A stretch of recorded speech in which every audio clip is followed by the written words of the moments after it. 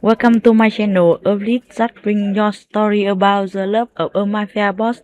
Now let's listen. The fluorescent lights in the school's administrative office buzzed like dying insects, casting a sickly yellow glow over the stack of papers threatening to topple from my desk. My fingers cramped around the pen as I filled out yet another form, the third one this week that had been misplaced by the perpetually overwhelmed secretary. The smell of old coffee and industrial cleaner clung to everything, mixing with the faint scent of children's sweat and cafeteria food wafting through the ventilation system. I should have been home 2 hours ago. My daughter, Emma, was probably curled up on Mrs. Chen's worn couch right now, watching cartoons with the volume too loud because our elderly neighbor's hearing wasn't what it used to be. The guilt sat heavy in my chest, a familiar weight I'd learned to carry alongside my exhaustion. Single motherhood had a way of making you intimate with both. "Miss Harper, we really need these by tomorrow morning," the secretary had said, not unkindly, but with the tired finality of someone who'd said the same thing 100 times before. Without the emergency contact information and the updated registration, Emma can't attend the field trip next week. So here I sat, alone in the dimly lit office, filling out forms that seemed designed to require information I didn't have. Medical history from a father who'd never bothered to meet his daughter. Contact numbers for relatives who'd stopped calling when they realized being supportive meant more than Facebook likes on birthday photos. References that made my small, solitary life feel even smaller. My hand trembled slightly as I reached the line that always made me pause. Father's name. For 3 years, I'd left it blank. For 3 years, I'd pretended that empty space didn't feel like an accusation every time I saw it. But this form was different. It explicitly stated that both parents' information was required for the school's database, some new policy about emergency contacts and legal guardianship that I didn't fully understand and was too tired to question. I thought of Marcus. Not the Marcus who'd disappeared the moment I'd told him I was pregnant, but the Marcus from before, charming, attentive, full of promises about the future we'd build together. Those memories felt like they belonged to someone else now. Some naive girl who'd believed that love could survive the reality of responsibility. The pen hovered over the line. My vision blurred slightly from staring at forms for too long, from the headache building behind my eyes, from the sheer exhaustion of trying to be everything Emma needed on a waitress's salary and borrowed time. Marcus DeLuca. I wrote his name without thinking. Muscle memory from 1,000 daydreams about what our life should have looked like, but my hand was shaking. My attention split between the form and the notification on my phone. A text from Mrs. Chen saying Emma had fallen asleep. Should she wake her? And I didn't notice the autocorrect. Didn't see how my phone's keyboard suggestion had changed the surname. Marcus Delano. The name sat there on the page, ink drying, final. I barely glanced at it as I moved to the next line, filling in a fictitious phone number because I had no idea how to reach the man who'd ghosted me the moment life got complicated. The address line got the apartment we'd shared briefly, the one he'd moved out of 3 weeks before Emma was born, leaving nothing but unpaid utility bills and a broken promise. I finished the form in a haze of exhaustion, gathered the papers into a manila envelope, and dropped it in the principal's inbox before my conscience could convince me to forge better lies. The hallway echoed with my footsteps as I left, the sound lonely and hollow in the empty building. The night air hit me like a wall when I pushed through the front doors, cold and sharp, carrying the promise of early autumn rain. I pulled my jacket tighter, a threadbare thing that had seen better years, and started the 6-block walk to Mrs. Chen's apartment. The bus would have been faster, but the last one had left 15 minutes ago, and I couldn't afford the cab fare. My neighborhood wasn't dangerous exactly, but it wasn't safe either. The kind of place where you kept your head down and your keys between your fingers, where sirens were background noise, and broken streetlights stayed broken for months. I'd learned to navigate it the way you learn anything through necessity, by paying attention and trusting your instincts. Which is why I noticed the car. It was parked across from the school, idling in a spot that had been empty when I'd arrived hours ago. Black, sleek, the kind of vehicle that didn't belong in this zip code. The windows were tinted dark enough to be illegal, and even from a distance, I could see the exhaust curling in the cool air, evidence that someone inside was waiting. Waiting for what? I didn't want to know. I kept walking, quickening my pace without making it obvious. That particular skill women learn early and never forget. The street was mostly empty, a few cars passing, a couple arguing in Spanish outside the bodega on the corner. The usual soundtrack of city life at night. The sound of a car door opening made my heart stutter. Don't look back. Keep walking. You're imagining things, but I heard footsteps, deliberate and measured, echoing mine. Not running, not rushing, just following. The kind of following that was meant to be noticed. I broke into a jog, my bag banging against my hip, my breath coming faster. 2 more blocks to Mrs. Chen's, 2 more blocks to safety and locks and... Miss Harper. The voice stopped me cold, not because it was loud or threatening, but because it was neither. Quiet, controlled, with an accent I couldn't quite place. Something European, refined, completely at odds with the neighborhood around us. I turned slowly, every instinct screaming at me to run. The man standing 10 feet away didn't look like he belonged in this world. His suit probably cost more than 6 months of my rent. Charcoal gray, perfectly tailored, without a single wrinkle despite the late hour. Dark hair swept back from a face that could have been carved from marble, all sharp angles and shadowed planes. But it was his eyes that held me frozen. Dark, intense, with a weight to them that made me feel simultaneously seen and evaluated. He wasn't alone. 2 men flanked him, both built like walls and dressed in similar dark suits, their posture radiating a kind of coiled readiness that made my mouth go dry.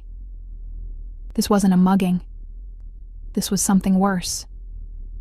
"I apologize for startling you," he said, and somehow his politeness was more terrifying than any threat could have been.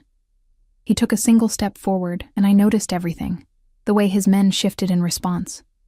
The expensive watch catching the streetlight, the faint scent of cologne that reached me even across the distance, cedar and something darker, something that whispered of wealth and danger in equal measure. "I don't have any money," I managed, hating how my voice shook. Something flickered across his face. Not quite amusement, not quite surprise. "I'm not here to rob you. Then what do you want?" The question came out sharper than I'd intended, fear manifesting as anger the way it often did. He reached into his jacket, and both his men tensed, hands moving toward their own jackets in a synchronized movement that made my blood run cold. But what he pulled out wasn't a weapon. It was a piece of paper, folded neatly, edges crisp and white in the dim light. "I believe," he said, his voice carrying that same dangerous quiet. "You made a mistake." He held out the paper, and even from where I stood, I recognized it. The school registration form, my handwriting. Emma's name at the top in my careful print. My heart stopped. "How did you—" The words died in my throat as he unfolded the paper, his movements precise and deliberate, and held it so I could see the line I'd filled out hours ago in that fluorescent-lit office. Father's name, Marcus Delano. "You see," he continued, and there was something in his tone now, something that made the hair on the back of my neck stand up. "When my name appears on a document claiming paternity of a child I've never met, I tend to want answers." The world tilted sideways. Marcus Delano, not DeLuca. Delano. I'd sent a school registration form to a man I'd never met, claiming he was my daughter's father, and somehow, impossibly, he'd received it, had tracked me down, was standing in front of me now with a look in his eyes that promised this was only the beginning of a nightmare I couldn't begin to understand. "It was a mistake," I whispered, the words barely audible over the roaring in my ears. "Autocorrect. I didn't mean... I don't even know who you are." His expression didn't change, but something dark passed behind his eyes, something that made every survival instinct I had start screaming. "No," he said softly, almost gently, and somehow that was worse than any anger could have been. "But you're going to." One of his men moved closer, cutting off my escape route, and I realized with crystalline clarity that running wouldn't save me. Nothing would save me. I'd made a mistake. A simple, thoughtless mistake born of exhaustion and autocorrect. And it was about to cost me everything. "Please," I heard myself say. "I have a daughter. She's waiting for me. This is just a misunderstanding." "A daughter," he repeated, and his gaze sharpened with an intensity that made me want to disappear. Yes. Emma Rose Harper, age 3, enrolled at Riverside Elementary, the daughter whose father I'm apparently supposed to be. He knew her name, her full name, her age, her school. The paper in his hand crinkled slightly as his grip tightened, the only sign of whatever emotion he was holding back. When he spoke again, his voice was silk over steel, beautiful and deadly in equal measure. "Get in the car, Miss Harper. We have a great deal to discuss." The interior of the car smelled like leather and money, real leather, the kind that probably came from somewhere I couldn't pronounce, buffed and conditioned until it gleamed even in the darkness. I sat rigid against the seat, my bag clutched in my lap like a shield, acutely aware of how out of place I was in this space. My jacket with its fraying cuffs, my scuffed shoes, the faint smell of French fry grease that clung to my uniform underneath, all of it screamed poverty in a vehicle that probably cost more than I'd earn in 5 years. Marcus Delano sat across from me, separated by enough space to be respectful, but close enough that I could see the precise moment his expression shifted from controlled neutrality to something harder to read. One of his men drove, the partition between us and the front seat, raised to provide privacy I absolutely did not want. The other had remained outside, speaking rapidly into a phone in a language I didn't recognize. The car pulled away from the curb with a silence that felt expensive, gliding through potholes that would have rattled my bones in the bus. I watched my neighborhood slide past the tinted windows, each familiar landmark feeling farther away than it should. "Where are you taking me?" My voice sounded small in the hushed interior, nearly swallowed by the subtle classical music playing through hidden speakers. "Somewhere we can talk without interruption." He hadn't stopped watching me, those dark eyes tracking every nervous movement, every shallow breath. "You're not in danger, Miss Harper, despite what you might think. You forced me into a car." My hands tightened on my bag. "That feels pretty dangerous from where I'm sitting." Something that might have been approval flickered across his face. "Fair point. Consider it a strongly worded invitation, then." "To what? A kidnapping?" "To a conversation." He leaned back slightly, the movement making his suit jacket shift enough that I caught a glimpse of something beneath it. A leather strap, the unmistakable outline of a shoulder holster. My stomach dropped. One that couldn't happen on a street corner where anyone might overhear. The gun shouldn't have surprised me. Everything about him screamed danger, from the way he moved with that predatory grace, to how his men responded to the slightest gesture. But seeing evidence of it, knowing he was armed while I sat defenseless in his car, made everything feel horrifyingly real. "I told you it was a mistake," I said, forcing myself to meet his gaze, even though every instinct wanted to look away. The form, the name, I meant to write Marcus DeLuca, my ex, Emma's actual father. The autocorrect changed it, and I didn't notice because I was tired and distracted, and Marcus DeLuca. He repeated the name slowly, as if tasting each syllable. "And where is he now? This man who fathered your child? I don't know." "He left before she was born. The admission burned, shame heating my cheeks. He wanted nothing to do with us." Silence filled the car, heavy and expectant. Outside, the neighborhood continued to change. Fewer pawn shops and check-cashing places, more boutiques with window displays and restaurants with cloth napkins. We were heading toward the part of the city I only saw when the bus route took me through on the way to my weekend house-cleaning jobs. "So you decided to use my name instead." His tone gave nothing away, no anger, no amusement, just that same dangerous neutrality. "No, I told you, it was autocorrect, a mistake. A stupid, meaningless mistake that I would fix immediately if you'd just let me." "Nothing involving my name is meaningless, Miss Harper." The words came out soft, almost gentle, but underneath them was steel. "My name on a document creates complications, legal implications, questions from people who have no business asking questions about my personal life." The way he said it made something cold settle in my stomach. This wasn't just about a wrongly filled form. This was about something bigger, something I'd stumbled into without understanding the rules. "I'm sorry," I whispered. "I didn't know. I don't even know who you are." His head tilted slightly, studying me with an intensity that made me feel stripped bare. "You genuinely don't, do you?" "Should I?" A pause, long enough that I heard the whisper of tires on pavement, the distant sound of a siren. Then, perhaps it's better that you don't. The car turned onto a tree-lined street where the buildings looked like converted mansions, all stone facades and wrought iron gates. My confusion must have shown on my face, because he leaned forward slightly, elbows resting on his knees in a posture that seemed almost casual, if not for the coiled tension I could sense beneath it. "Tell me about Marcus DeLuca," he said. "Everything." "Why? What does it matter?" "Humor me." There was no arguing with that tone. I swallowed hard, trying to organize 3 years of pain and disappointment into something coherent. We met at the restaurant where I worked. He was charming, attentive, said all the right things. The memories tasted bitter now. We moved in together after 4 months. I got pregnant 6 months after that. He promised he'd be there, that we'd figure it out together, but he wasn't. He disappeared 3 weeks before my due date. Cleaned out his half of the apartment while I was at work.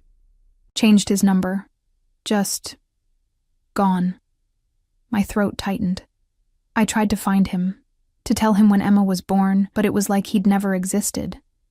No social media, no forwarding address, no mutual friends who'd admit to knowing where he went.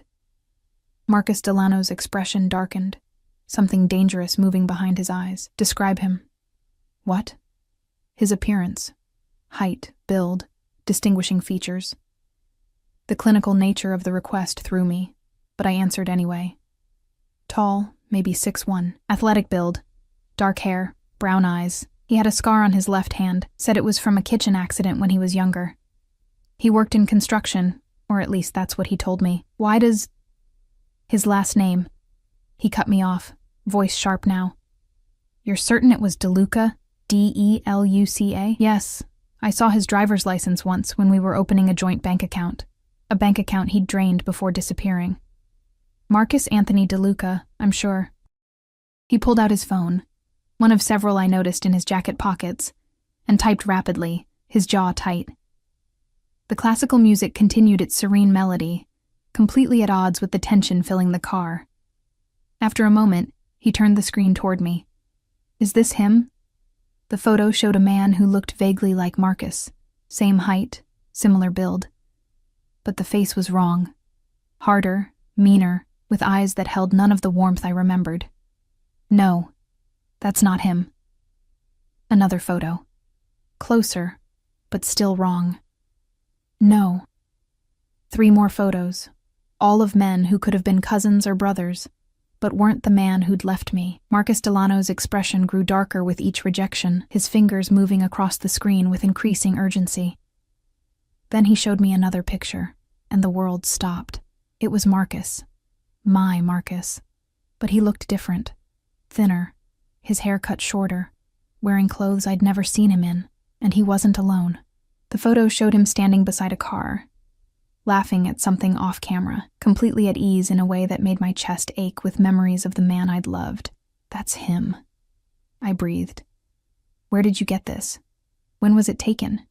Marcus Delano's face could have been carved from ice. 2 months ago, in Chicago. 2 months ago, Marcus had been alive and well in Chicago, living his life while I struggled to pay for Emma's daycare and shoes that fit her growing feet. The rage that surged through me was hot and immediate, burning away 3 years of wondering if something terrible had happened to him. "What was his real name?" I asked, though part of me already knew the answer from the way Marcus Delano's expression had shuddered. "Marco DeLuca, my head of security's younger brother." He said it quietly, each word deliberate. "Who stole $200,000 from one of my businesses and disappeared before we could recover it." The car seemed to shrink around me. "Your security's brother." "Yes." "You're saying Marco, he worked for you?" In a manner of speaking. His gaze never left my face, cataloging every reaction. The money he stole was meant for a real estate investment. When it went missing, so did he. We've been looking for him ever since. My mind raced, trying to reconcile the man I'd known with the thief he was describing. The apartment we'd shared hadn't been fancy, but it had been nicer than anything I could afford alone. The dinners out, the small gifts. Had all of it been purchased with stolen money? I don't know where he is, I said quickly. I swear, I haven't heard from him in 3 years. If I knew, I would have... I believe you. The interruption was gentle, but firm. If you'd known who he really was, what he'd done, you wouldn't have written his name on that form in the first place. The car pulled to a stop in front of a building that looked more like a fortress than a residence, all stone and steel and windows that reflected the city lights like armor. A doorman appeared immediately, opening the car door with a practiced efficiency that spoke of years of service. Come, Marcus Delano said, stepping out with a fluid grace that made me feel clumsy by comparison. We have more to discuss, and I'd prefer to do it somewhere more comfortable. I need to get Emma, I protested, even as his hand appeared in my line of vision, offering assistance I didn't want to accept but couldn't refuse. His palm was warm, his grip firm, but not painful as he helped me out of the car. She's waiting at my neighbor's house, and Mrs. Chen is elderly. She can't... Your neighbor is being compensated for her time, and a security detail has been placed outside her apartment to ensure both their safety. He said it matter-of-factly, as if arranging surveillance on civilians was perfectly normal. Emma is safe. You have my word. The casualness with which he'd invaded my life, my daughter's life, should have terrified me. And it did. But underneath the fear was something else. A creeping realization that Marcus Delano operated on a level where normal rules didn't apply, where a miswritten name could trigger an investigation that extended to protection details and background checks within hours. Who are you? I asked again, but this time the question held different weight. He paused at the building's entrance, backlit by the warm glow of the lobby, and for the first time since I'd met him, something almost like a smile touched his lips. Someone you should have been more careful about naming as your daughter's father, he said, even by accident. Word count, 2051. Should I proceed with Block 3, OK3, 22 p.m. Block 3? His penthouse occupied the entire top floor of the building, accessed by a private elevator that required both a key card and a fingerprint scan. I watched him place his thumb against the reader, the blue light scanning once before the doors slid open with a whisper of expensive engineering. The elevator itself was larger than my bathroom, all mirrors and dark wood paneling that reflected my pale, terrified face back at me from multiple angles. I looked like exactly what I was. A waitress who'd stumbled into something far beyond her understanding, wearing yesterday's mascara and 3-year-old doubts like armor that wouldn't protect me from anything. You're shaking, Marcus observed, his voice cutting through the subtle classical music that followed us even here. You kidnapped me and put surveillance on my daughter. My words came out sharper than intended, fear manifesting as defiance. Forgive me for not being comfortable. The surveillance is for her protection, not imprisonment. The elevator began its ascent, smooth and silent. Marco DeLuca stole from me, Miss Harper. When thieves run, they often return for unfinished business. If he knows you filed paperwork with a name resembling mine, he might assume you've made contact with me. That makes you and Emma potential targets. The logic was sound, which somehow made it worse. You're saying he might come after us? I'm saying I don't take chances with loose ends. His reflection in the mirrored walls showed a man completely at ease, while mine showed a woman coming apart at the seams. And whether you intended it or not, you became part of this the moment you wrote my name on that form. The elevator opened directly into his apartment. No hallway, no buffer between public and private space, just immediate immersion into a world of wealth I'd only seen in magazines. Floor-to-ceiling windows overlooked the city, the lights sprawling out like scattered diamonds against black velvet. The furniture looked simultaneously modern and timeless, all clean lines and expensive fabrics. Original artwork hung on walls the color of smoke, pieces I recognized vaguely from museum visits with Emma. Everything was perfect and cold, like a showroom where no one actually lived. Please sit. He gestured toward a seating area near the windows, where leather couches the color of charcoal faced each other across a glass coffee table. Can I offer you something? Water, coffee, wine? Answers. I remained standing, my bag still clutched against my chest. You said we needed to talk, so talk. For a moment, something flickered in his expression. Surprise, maybe, or respect. He shrugged off his jacket with practiced ease, revealing the shoulder holster I'd glimpsed earlier. The gun nestled against his ribs, looked deadly and familiar. Like he wore it as unconsciously as other men wore watches. He draped the jacket over a chair but didn't remove the weapon. That felt significant somehow, though I couldn't say why. 3 years ago, Marco DeLuca accessed funds meant for a property acquisition in the Bronx. He moved to a bar cart, pouring amber liquid into a crystal tumbler with the ease of ritual. The money was transferred through several accounts before disappearing entirely. By the time we traced the theft to him, he'd vanished. No credit card use, no phone activity, no known associates willing to admit contact. You think he was with me during that time? The pieces were assembling themselves into a picture I didn't want to see. The timeline aligns. He disappeared in late August. When did you meet him? September. The word tasted like ashes. Early September. He said he'd just moved to the city for work. Marcus took a slow sip of his drink, his gaze never leaving me. And when did he leave you? April. 3 weeks before Emma was born. I sank onto the couch without meaning to. My legs suddenly unable to hold me. He used me. The whole thing, the relationship, moving in together, all of it. He was just hiding. Yes. The confirmation shouldn't have hurt after 3 years, but it did. It carved out something inside me that I'd been protecting. Some small hope that what we'd had was real even if it hadn't lasted.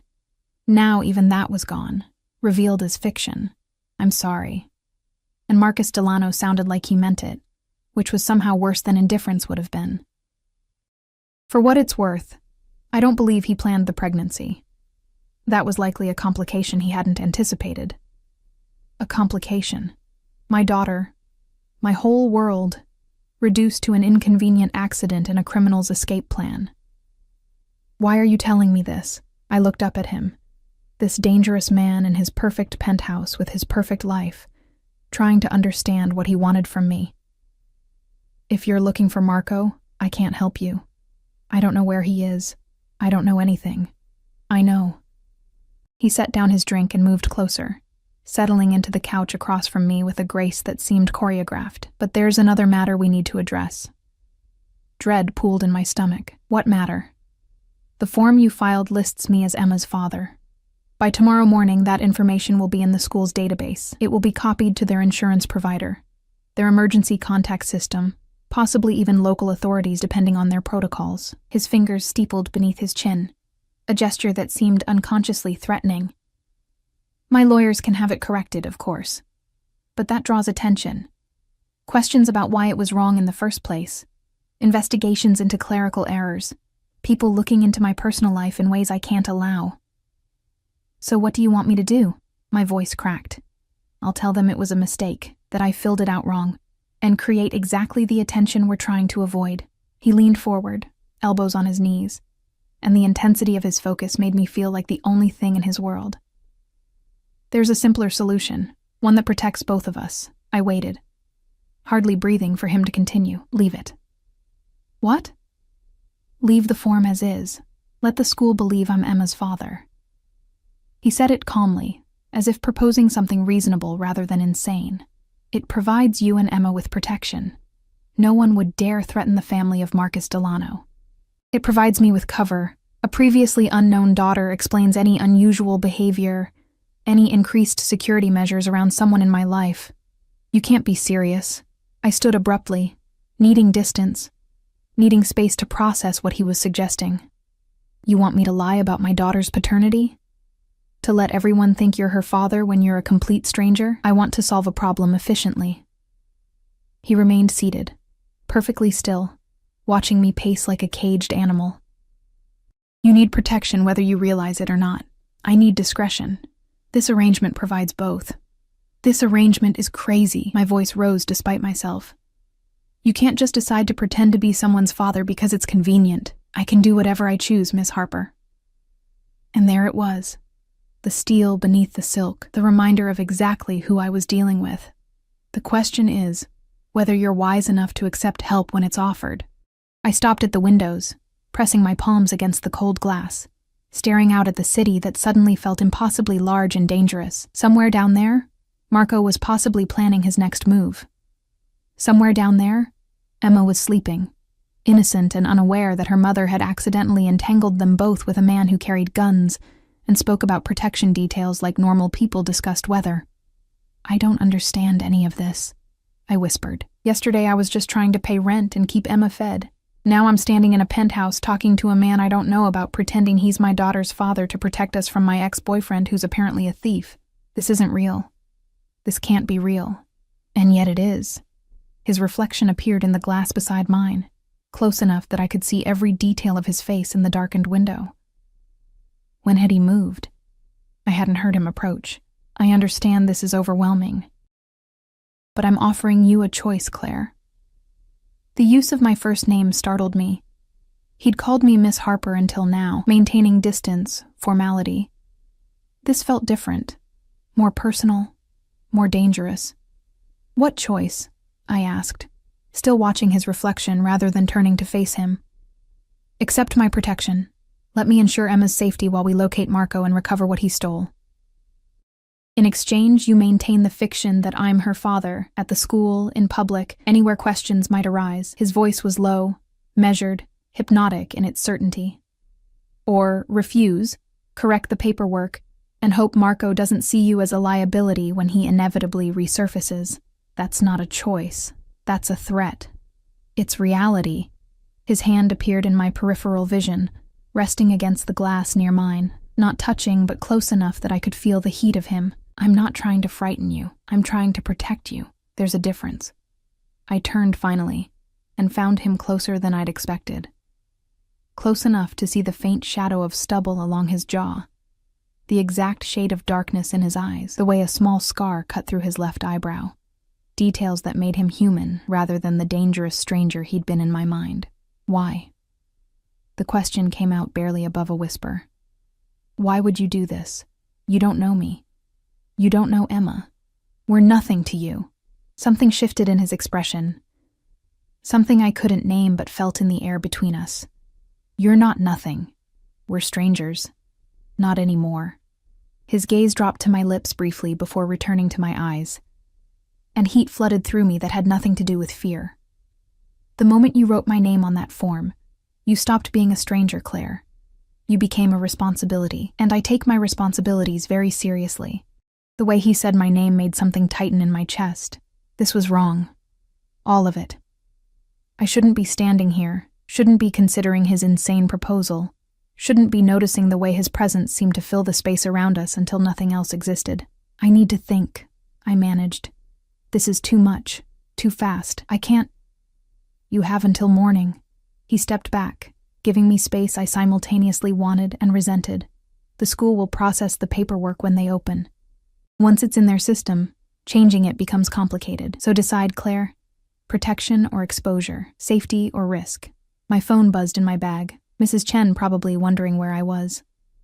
The normalcy of it felt surreal against the backdrop of this conversation, this penthouse, this man who was offering to upend my entire life with the same casualness most people showed ordering coffee. "I want to see Emma," I said. "I need to see her, make sure she's okay." "Of course." He pulled out one of his phones, typed a brief message. "My driver will take you home. The security detail will remain in place overnight. Discreetly, you won't see them. In the morning, call the number I'm about to give you with your decision." He handed me a business card, plain white with just a phone number embossed in black. No name, no title. Nothing to indicate who he was or what he did. Just 10 digits that represented a choice I wasn't ready to make. And if I say no, I had to ask. Had to know. Marcus Delano smiled, and it was beautiful and terrible in equal measure. "Then I'll wish you luck, Miss Harper. You'll need it." The apartment felt different when I finally stumbled through the door at nearly midnight. Smaller somehow. Shabbier. The peeling linoleum in the kitchen caught my eye in a way it never had before, and the water stain on the ceiling seemed to have grown since this morning. Or maybe I'd just spent too long in a penthouse where everything was perfect, where money solved problems before they became visible. Emma was asleep in her bed, her small body curled around the stuffed rabbit she'd had since birth. Mrs. Chen had left a note on the counter. She ate all her dinner and brushed her teeth. Such a good girl. "The nice men outside said you'd be home soon." Written in her careful, shaky handwriting. The nice men outside.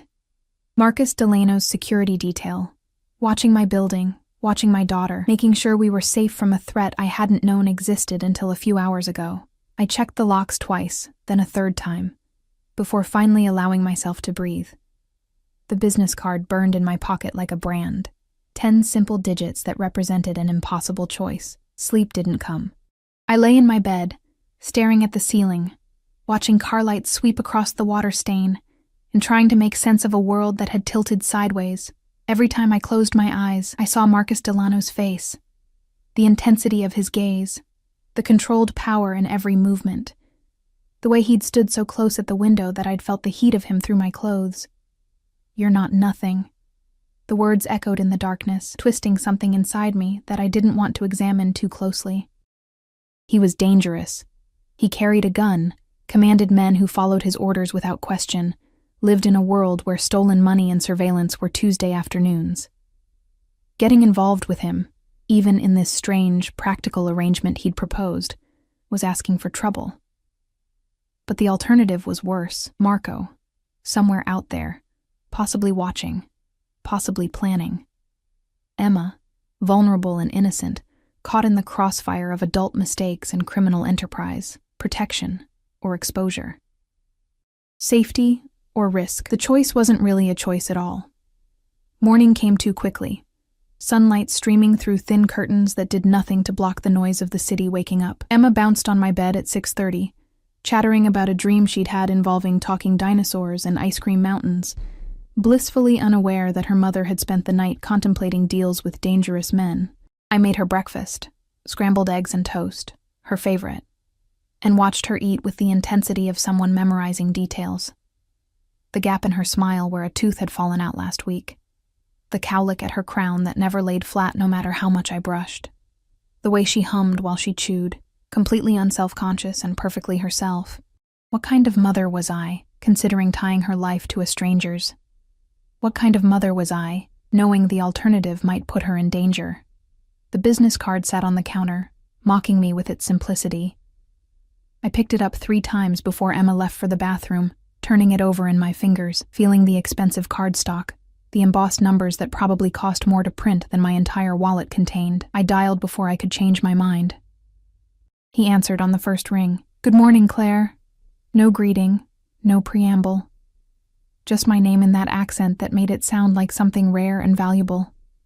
I hated how my stomach flipped at the sound. "I have conditions," I said, skipping past pleasantries I didn't have energy for. A pause. Then, "I'm listening. Emma never finds out the truth. As far as she knows, you're just someone helping us. A friend. She's too young to understand complicated lies, and I won't confuse her." Agreed. "You don't make decisions about her without consulting me. Doctor's appointments, school stuff, anything. I'm still her mother. That doesn't change." "Of course. And when this is over, when you find Marco and get your money back, you disappear from our lives. Cleanly. No mess, no drama. We go back to normal." Silence on the other end, long enough that I thought the call had dropped.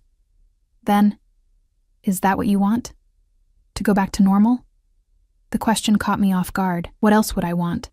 Safety, security, a life where you don't work 60-hour weeks and still struggle to pay rent. His voice was soft, persuasive, dangerous. "I can provide those things, Claire. Not just temporarily, permanently. I'm not for sale." The words came out harder than intended, years of scraping by with my dignity intact making me defensive. "I'm not trying to buy you." A hint of something, amusement, frustration, colored his tone. "I'm offering you a partnership. One that benefits us both by pretending you're Emma's father, by ensuring her safety and your peace of mind. A beat. Do you accept my terms?" I looked at Emma, who'd returned from the bathroom and was now arranging her stuffed animals into some elaborate tableau on the living room floor, narrating their adventures in the serious voice she used when playing. So innocent, so trusting, so completely dependent on me to keep her safe. "Yes," I whispered. "I accept. Good." Satisfaction threaded through the word. A car will pick you up at 9. We need to be seen together publicly. Establish the narrative before questions arise. Dress casually. We're going to the park. The park? Emma likes parks, doesn't she? The one near her school? With the blue slides? He said it like he'd memorized details about my daughter's life, and maybe he had. The thought should have disturbed me more than it did. How do you— 9 o'clock, Claire. Don't be late. He hung up before I could protest, leaving me holding a silent phone and 1,000 questions I'd never gotten to ask. The black car arrived precisely at 9, idling at the curb with the same expensive silence as last night. But this time, when the door opened, Marcus Delano stepped out himself, no longer in a suit, but in dark jeans and a charcoal sweater that probably cost more than my monthly grocery budget. He looked different in daylight, younger somehow, though still carrying that aura of controlled danger that seemed fundamental to who he was. Emma stopped mid-sentence when she saw him, her usual chatter dying as she stared at the stranger approaching our building with the wariness children have around new people. "It's okay, baby," I said, taking her hand. "This is a friend. Mr. Delano. He's going to spend the day with us." "Marcus," he corrected, crouching down to Emma's level with a grace that surprised me. This close, I could see his eyes weren't purely dark. There were flecks of amber near the pupils, warm against the coffee-colored irises. "It's very nice to meet you, Emma." She studied him with the seriousness of a 3-year-old evaluating trustworthiness, then apparently found him acceptable because she smiled, showing off her gap-toothed grin. "We're going to the park. I heard. I've been told the blue slides are the best ones." He held out his hand, and after a moment's hesitation, she took it. The sight of my daughter's small hand in his larger one did something strange to my chest. This was wrong. Letting a stranger into our lives, into her trust, all based on a mistake and a deal made in desperation. But watching him help her into the car seat he'd apparently had installed overnight, listening to him answer her endless questions about the car's features with patient detail, I couldn't shake the feeling that Marcus Delano was dangerous in more ways than I'd anticipated. The park was busier than usual for a Thursday morning, filled with nannies and stay-at-home parents and retirees feeding pigeons. We found a bench near the playground, close enough to watch Emma climb on the equipment, but far enough to talk without being overheard. "Your security team is here," I said, spotting the 2 men positioned at strategic points around the park. They tried to blend in, but their posture gave them away. Too alert, too watchful, scanning the area with professional efficiency. Always. Marcus sat beside me, close enough that our shoulders almost touched. "You'll get used to them." "Will I?" I watched Emma race toward the slides, her laughter carrying on the morning air. This whole thing still feels surreal. Yesterday I was invisible. Today I'm apparently dating a man who needs bodyguards at the park. Not dating. His hand found mine on the bench, warm and solid, and my breath caught at the contact. That would be moving too fast, even for appearances. For now, you're a woman I'm interested in. Someone I'm getting to know. Someone whose daughter I'm taking time to spend with. The careful construction of our fake relationship should have felt clinical, but the way his thumb traced slow circles on my palm made it feel anything but. And later? Later we're a couple. He said it simply, inevitably, like he'd already mapped out our future in his mind. Emma's biological father isn't in the picture. I've stepped up to fill that role. Eventually, if asked, I adopted her. The timeline is vague enough to discourage questions. You've thought this through. I think everything through, Claire. His gaze fixed on Emma, watching her interact with other children at the top of the slide. It's how I've survived this long. There was weight to those words, history I didn't understand but could feel in the air between us. Before I could ask, Emma came running back, breathless and excited, demanding that Marcus come see how high she could climb, and he went. This dangerous man with his guns and his security detail and his penthouse overlooking the city. He spent the next hour helping my daughter across monkey bars and catching her at the bottom of slides and listening with apparent genuine interest to her rambling stories about preschool drama. The other parents watched us with barely concealed curiosity. A few whispered behind hands, and I caught snatches of conversation. Is that Marcus Delano, and didn't know he had a daughter and she must be the mother? That made my skin crawl with the weight of our deception. But Emma was happy happier than I'd seen her in months, maybe years. She had a man's attention, his time, his focus in a way her real father had never provided. And watching Marcus kneel in the sand to help her build a castle, his expensive clothes getting dirty without complaint, something inside me cracked. This wasn't supposed to feel good. It wasn't supposed to feel real, but it did. Claire. His voice pulled me from dangerous thoughts. He'd left Emma with another little girl, both of them collaborating on their sand architecture, and returned to the bench where I sat watching. You're thinking too much. I'm thinking exactly enough. I met his eyes, trying to read the man behind them. Who are you really? Not the version you're showing Emma, not the dangerous version from last night. Who is Marcus Delano when no one's performing? He considered me for a long moment, and I could see him weighing answers, choosing what to reveal. Someone who learned young that power is the only real protection in this world. Someone who's built an empire on that understanding. Someone who doesn't let people in easily. But when I do...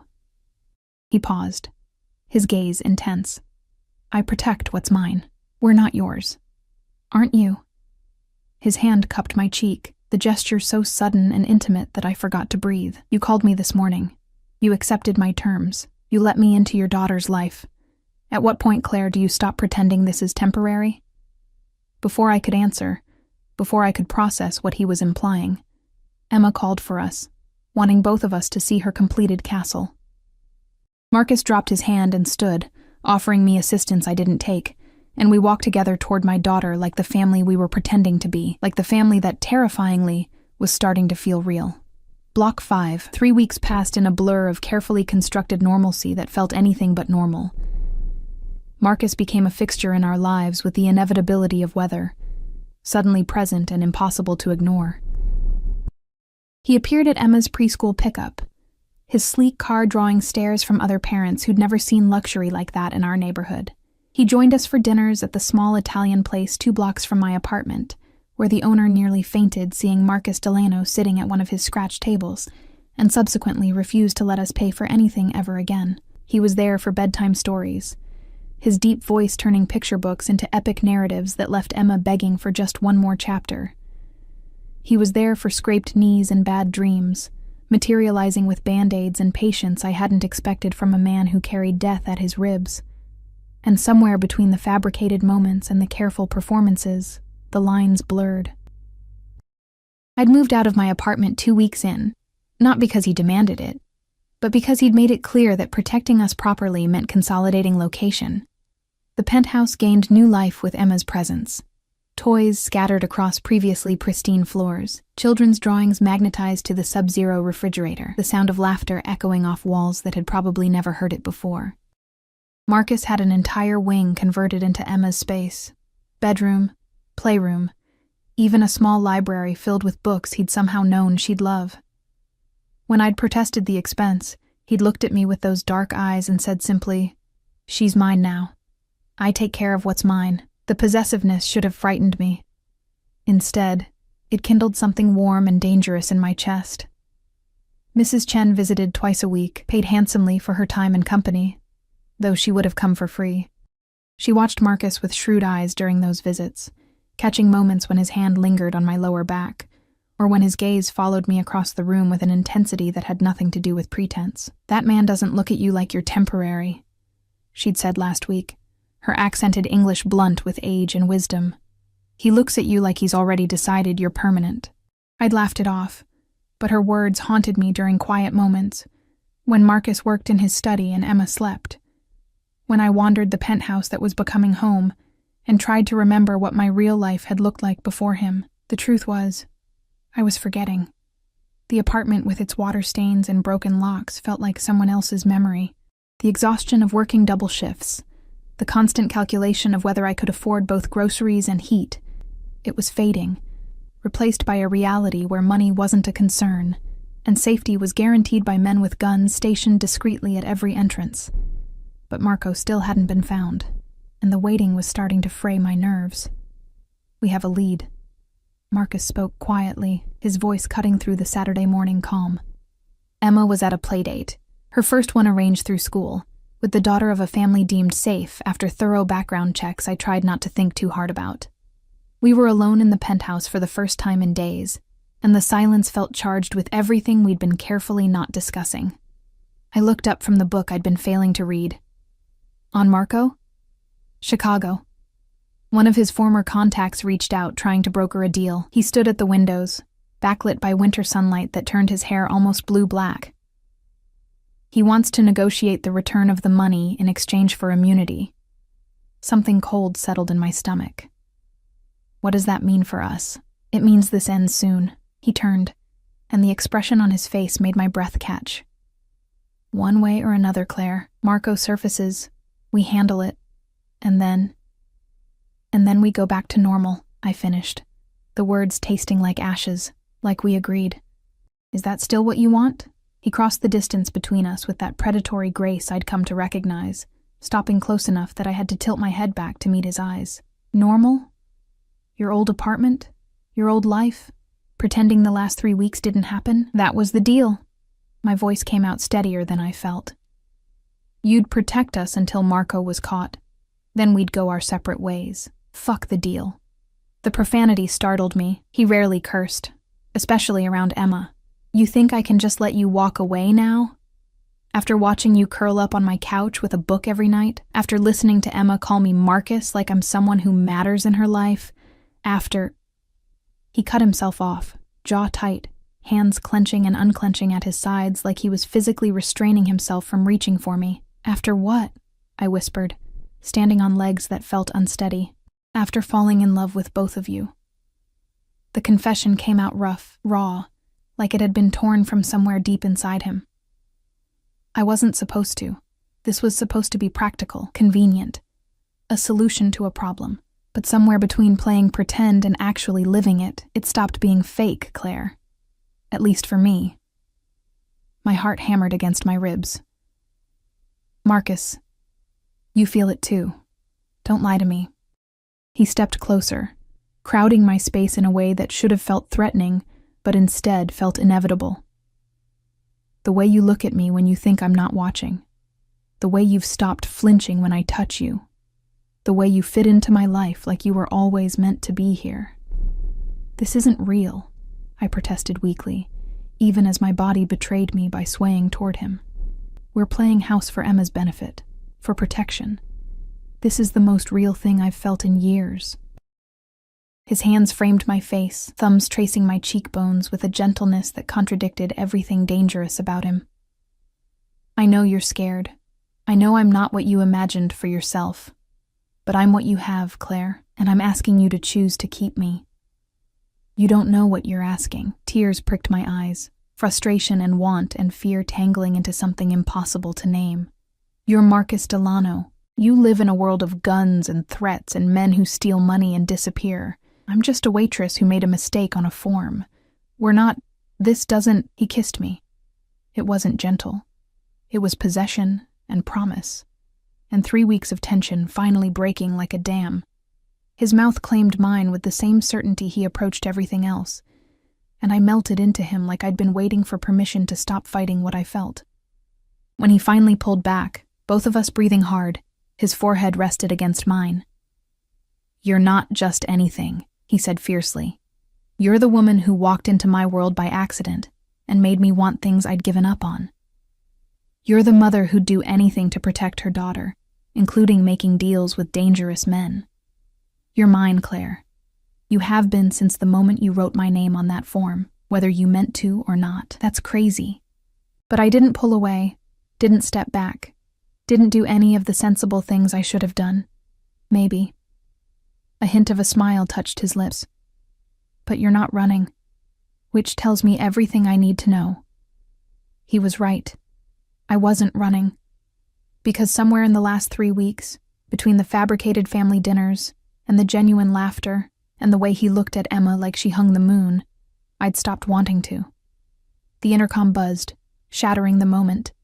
Marcus pulled away with visible reluctance, pressing the button with more force than necessary. What? Sir. The voice belonged to Vincent, his head of security, Marco's older brother, who'd proven his loyalty by being the one to uncover his siblings' theft in the first place. We have a situation. The Chicago contact just went dark. And there's been activity at Miss Harper's old address. Every muscle in Marcus's body went taut. What kind of activity? Someone tried to access the apartment. Building superintendent scared them off, but... A pause. Security footage shows a male matching Marco DeLuca's description. The temperature in the room dropped 10 degrees. Marcus's expression shifted from the man who'd just kissed me to something far more dangerous, all soft edges hardening into lethal focus. Lockdown protocol. Now. He was already moving, pulling his phone from his pocket, his other hand going to the small of his back where I knew he kept a secondary weapon. Get Emma back here immediately, full escort, and find out everything about this Chicago contact. Who he talked to, where he is, why he went silent. Already on it, sir. The intercom cut off. Marcus made 3 calls in rapid succession, his voice clipped and commanding, arranging something I couldn't fully follow but understood was serious. When he finished, he turned back to me, and the contrast between the man who'd kissed me and the one standing before me now was stark. Pack a bag for you and Emma, essentials only. We're leaving the city within the hour. Leaving? Marcus, what? Marco's here, in New York. And if he tried to access your old apartment, he knows you're not there anymore, which means he's going to start looking. He gripped my shoulders, his intensity almost overwhelming. I will not let him anywhere near you or Emma. Do you understand me? I will burn this entire city down before I let him touch either of you. The vehemence in his voice, the barely controlled violence lurking beneath his words, it should have terrified me. Instead, it made me feel safer than I'd ever felt in my life. Where are we going? Somewhere he can't follow, somewhere I control every variable. His hand cupped my cheek, the gesture achingly tender against the backdrop of danger. Trust me, Claire. Please. I'd been trusting him for 3 weeks already. What was a little more? Okay, I whispered. Okay. The house upstate was less a house and more a fortress disguised as a rustic retreat. Set on 50 acres of private land, surrounded by forest and accessible only by a single road monitored by multiple security checkpoints, it represented safety in a way that felt both excessive and necessary. Emma loved it immediately. She raced through rooms filled with warm wood and stone fireplaces, discovering window seats and hidden nooks with the enthusiasm of a child on an adventure rather than a family in hiding. She didn't understand the danger, didn't see the armed men positioned throughout the property, didn't notice how Marcus never fully relaxed even here, but I noticed everything. I noticed how he checked his phone constantly, how Vincent reported in every 2 hours with updates on the search for Marco. I noticed the tension in his shoulders that didn't ease even when Emma climbed into his lap, demanding stories. I noticed the way his hand stayed near his weapon whenever we were outside, his gaze constantly scanning the tree line for threats only he could see. On the 3rd night, after Emma had fallen asleep between us on the massive couch, we'd been watching a movie, the 3 of us tangled together like an actual family. Marcus carefully extracted himself and gestured for me to follow him to the study. They found him. He poured himself a drink with steady hands that I knew were only steady through practice. Marco, in a motel outside Albany. He'd been staying there for 2 days, probably working up the courage to try for Emma. My blood ran cold. Try for her? You mean kidnapping, most likely. Either for ransom or leverage to negotiate his escape. Marcus's voice was flat, emotionless, but his knuckles were white around the glass. He knew taking Emma would force my hand, make me choose between the money and a child I'm publicly known to care about. Where is he now? Somewhere he'll never hurt anyone again. The finality in his tone told me everything I needed to know, and I should have felt horror at the implication, but instead felt only savage relief. It's over? I asked. Really over? Yes. He set down his drink and closed the distance between us. Marco is no longer a threat. The money has been recovered. There's no reason for you to stay under my protection anymore. The words hung in the air between us, heavy with meaning. So, we go back to New York, I said slowly. Back to normal. Like we agreed. Do we? His hands found my waist, pulling me close enough to feel the heat of him. Because I don't remember agreeing to let you go, Claire. I remember agreeing to protect you until the threat was eliminated. The threat is gone. But I'm still here. And unless I'm very wrong, you don't want to leave. He wasn't wrong. God help me, he wasn't wrong. Emma, I started, loves me. You know she does. And I love her. Not because I'm supposed to, not because of some arrangement, but because she's brave and funny, and asks me questions about the stars that I have to Google when she's not looking. His forehead touched mine, his breath warm against my lips. And I love her mother, the woman who wrote my name by accident and changed everything. This is insane, I whispered, but my arms were around his neck, my body pressed against his like it had been made to fit there, probably. His smile was soft, genuine, nothing like the dangerous man the world saw, but I've done insane things for worse reasons. Let me do this one for the best reason I've ever had, which is love. He kissed me softly, reverently, like I was something precious he'd been afraid to break. Stay with me, Claire. Not because you have to, not because it's safe, but because you want to. Because this family we've been pretending to be is the only real thing I've felt in my entire life. I thought about my old apartment, sitting empty now, full of memories of struggle and loneliness. I thought about Marcus's penthouse, how it had transformed from a showroom into a home with Emma's laughter and my books and our shared meals. I thought about the last 3 weeks, how seamlessly we'd fit into each other's lives despite coming from different worlds. And I thought about Emma, sleeping peacefully in the next room, dreaming whatever dreams 3-year-olds dream, safe and loved and surrounded by more than I could have ever given her alone. Okay, I said, the word barely a breath. Okay, yes. His kiss this time was different, deeper, claiming, full of promise and possession in equal measure. When he pulled back, his eyes were bright with something that looked almost like vulnerability. I need you to understand what you're agreeing to, he said seriously. My life is complicated, dangerous. There will always be security, always be precautions. I can't promise normal, Claire. I can only promise that I'll spend every day protecting what's mine. We're not possessions. But I said it with a smile, because I understood what he meant. In Marcus's world, claiming ownership was the highest form of care. No, he agreed. You're everything. 6 months later, Emma called him Dad for the first time. Not Daddy. She'd always been particular about titles. But Dad, said casually while asking him to help with a puzzle, like it was the most natural thing in the world. Marcus had frozen, piece in hand, looking at her with an expression of such raw emotion that I'd had to leave the room to compose myself. When I'd returned, he'd been sitting on the floor with Emma in his lap, and there were tears on his cheeks he didn't bother hiding. The adoption papers were filed the next week. By the time they were finalized, we were married. A small ceremony with just Emma and a handful of Marcus's trusted associates, nothing like the society wedding he could have demanded. I'd worn a simple dress, Emma had scattered petals with gleeful abandon, and Marcus had looked at me like I was the answer to every question he'd never known to ask. We still lived in the penthouse, though Emma's wing had expanded and my books now filled an entire library. The old apartment had been sold, the money put into a trust fund for Emma's future. Her choice, her freedom, whenever she wanted it. But standing in our home, watching Marcus help our daughter with homework while dinner cooked and security monitored the building, and the life we'd built hummed along around us, I couldn't imagine her wanting anything different. I'd written his name by accident, a simple mistake, autocorrect and exhaustion, conspiring to change DeLuca to Delano, and that mistake had given me everything. Marcus looked up, catching me watching, and smiled. The soft, private smile he reserved only for us.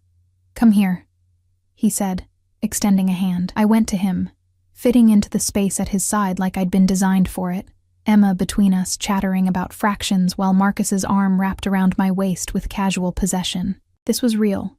This was ours. This was the family we'd built from fiction and made solid through choice and love and stubborn determination to make impossible things work. And as Emma laughed at something Marcus said, as his hand tightened on my hip in that way that meant mine, I knew with absolute certainty that I would never regret the mistake that had brought us here. Some errors, it turned out, were the best decisions you'd never meant to make.